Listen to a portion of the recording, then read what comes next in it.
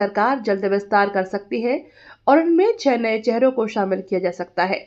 संभावित नामों को लेकर अटकलें तेज हैं।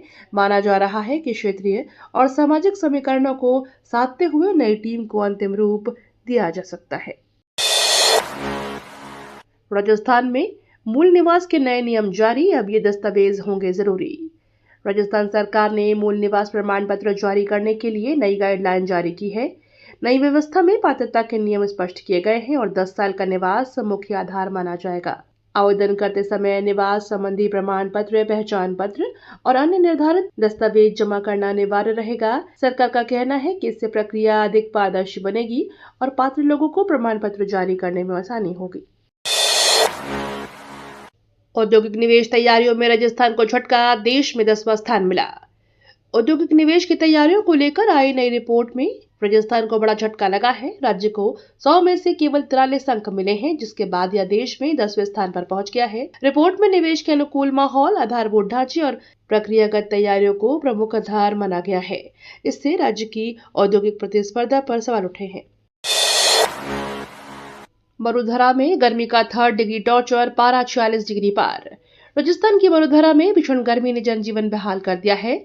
कई इलाकों में तापमान 46 डिग्री के पार पहुंच गया है। तेज धूप और गर्म हवाओं के कारण दोपहर में सड़कें सूनी नजर आ रही हैं। आम जन को घरों से निकलना मुश्किल हो रहा है। मौसम विभाग ने अगले कुछ दिनों तक गर्मी से राहत नहीं मिलने के संकेत दिए हैं।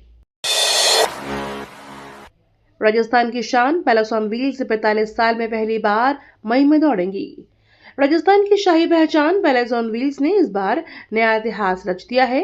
अपने 45 साल के सफर में पहली बार यह लग्जरी ट्रेन मई महीने में भी संचालित होगी। आमतौर पर भीषण गर्मी के कारण इस अवधि में इसका संचालन नहीं हो रहा था। पर्यटन विभाग का मानना है कि बढ़ती मांग और विदेशी पर्यटकों की रुचि को देखते हुए यह फैसला लिया गया है। अलवर के युवाओं के लिए सरकारी और निजी नौकरी का मौका, भर्ती शिविर शुरू। अलवर जिले के बेरोजगार युवाओं के लिए रोजगार का बड़ा अवसर सामने आया है। भारतीय सुरक्षा दक्षता परिषद और SIS ट्रेनिंग सेंटर उदयपुर की ओर से जिले की सभी पंचायत समितियों में विशेष भर्ती अभियान शुरू किए गए हैं। इन शिविरों में सरकारी और निजी क्षेत्रों में लोगों ने नौकरी के अवसर उपलब्ध कराए जाएंगे।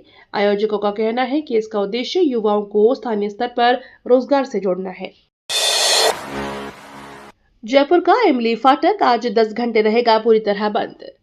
जयपुर गांधीनगर रेलखंड पर रेल पथ मरम्मत कार्य के चलते सिम्पार फाटक संख्या 219 इमली फाटक आज सुबह 8 बजे से शाम 6 बजे तक सड़क यातायात के लिए पूरी तरह से बंद रहेगा।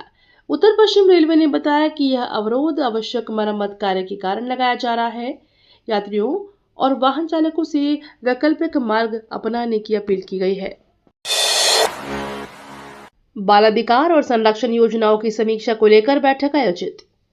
बाल अधिकार और संरक्षण संबंधी योजनाओं की प्रगति की समीक्षा के लिए बैठक आयोजित की गई। बैठक में विभिन्न विभागों के अधिकारियों ने योजनाओं के क्रियान्वयन, बच्चों की सुरक्षा और लाभार्थियों तक सुविधाएं पहुंचाने पर चर्चा की। अधिकारियों ने निर्देश दिए कि योजनाओं का प्रभावी संचालन सुनिश्चित किया जाए। साथ ही बाल संरक्षण से जुड़े मामलों में त्वरित कार्रवाई पर भी जोर दिया गया। अजमेर दरगाह के चप्पे चप्पे पर NSG की नजर, सुरक्षा जांच तेज। अजमेर दरगाह की सुरक्षा व्यवस्था को लेकर गृह मंत्रालय ने सक्रियता बढ़ा दी है। सोमवार को NSG टीम ने परिसर के हर गेट, इमारत और CCTV नेटवर्क की गहन जांच की। टीम ने 2007 बम धमाके वाले स्थान का भी निरीक्षण कर सुरक्षा इंतजामों की जानकारी जुटाई। अहाता एनूर तक पहुंची टीम ने पूरे परिसर तक का जायजा लिया। मंगलवार को उच्च अधिकारी भी दरगाह का दौरा करेंगे। भीषण गर्मी बढ़ते ही जैसलमेर से शीतल शहरों की ओर पलायन तेज। जैसलमेर में बढ़ती भीषण गर्मी अब सिर्फ मौसम का असर नहीं रही, इसका असर शहर की सामाजिक और आर्थिक गतिविधियों पर भी साफ दिखाई देने लगा है। तेज तापमान के बीच कई परिवार अस्थायी तौर पर ठंडे शहरों की ओर रुख कर रहे हैं। बाजारों में रौनक कम हुई है और स्थानीय कारोबार भी प्रभावित होने लगा है। स्वर्ण नगरी में गर्मी ने जनजीवन की रफ्तार बदलनी शुरू कर दी है। PM की अपील पर जयपुर के सराफा कारोबारियों ने जताई व्यापार पर चिंता। प्रधानमंत्री की हालिया अपील के बाद जयपुर के सराफा कारोबारियों ने व्यापार और रोजगार को लेकर चिंता जताई है।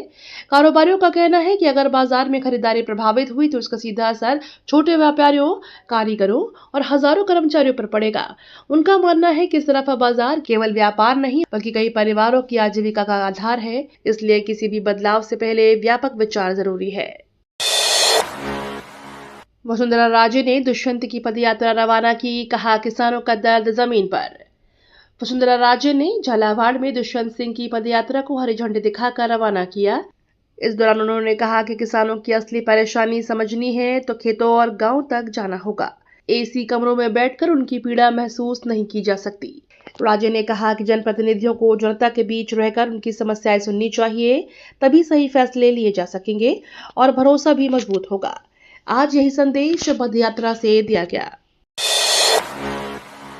राजस्थान के सरकारी शिक्षक 14 मई से प्रदेशव्यापी आंदोलन करेंगे। राजस्थान के सरकारी स्कूल शिक्षकों ने 14 मई से प्रदेशव्यापी आंदोलन का ऐलान किया है। शिक्षक संगठनों का आरोप है कि ट्रांसफर में देरी, गैर सांशोधिक कार्यों का बढ़ता बोझ और गर्मी की छुट्टियां घटाने जैसे मुद्दों पर सरकार लगातार अनदेखी कर रही है। शिक्षकों ने चेतावनी दी है कि मांगे नहीं मानी गई तो आंदोलन को और तेज किया जाएगा। इससे शिक्षा व्यवस्था प्रभावित होने की आशंका भी जताई जा रही है। दौसा में 31 अंडरपास स्वीकृत, 9 तैयार, जाम से मिलेगी राहत। दौसा जिले में रेलवे फाटकों पर लगने वाले लंबे जाम से जल्द राहत मिलने वाली है। यातायात व्यवस्था को सुगम बनाने के लिए रेलवे ने 31 नए आरयूबी यानी अंडरपास स्वीकृत किए हैं। इनमें से 9 अंडरपास बनकर तैयार हो चुके हैं। परियोजना पूरी होने के बाद शहर और आसपास के क्षेत्रों में आवाजाही आसान होगी और लोगों का समय भी बचेगा। पंचायत निकाय चुनाव टालने पर हाईकोर्ट सख्त, सरकार से मांगा जवाब। राजस्थान में पंचायत और निकाय चुनाव टाले जाने के मुद्दे पर हाईकोर्ट ने सख्त रुख अपनाया है। अदालत ने राज्य सरकार से पूछा है कि चुनाव समय पर क्यों नहीं कराए गए हैं। कोर्ट ने देरी के कारणों पर स्पष्ट जवाब मांगा है। इस मामले को लेकर राजनीतिक हलकों में भी चर्चा तेज हो गई है। अब सरकार की ओर से जवाब का इंतजार है। अनूपगढ़ में किसानों और व्यापारियों का शक्ति प्रदर्शन, सरकार को 3 दिन का अल्टीमेटम। अनूपगढ़ में किसानों और व्यापारियों ने बारदाने की कमी और खरीद अवधि बढ़ाने की मांग को लेकर जोरदार शक्ति प्रदर्शन किया। प्रदर्शनकारियों ने सरकार को 3 दिन का अल्टीमेटम देते हुए चेतावनी दी कि मांगे नहीं मानी गई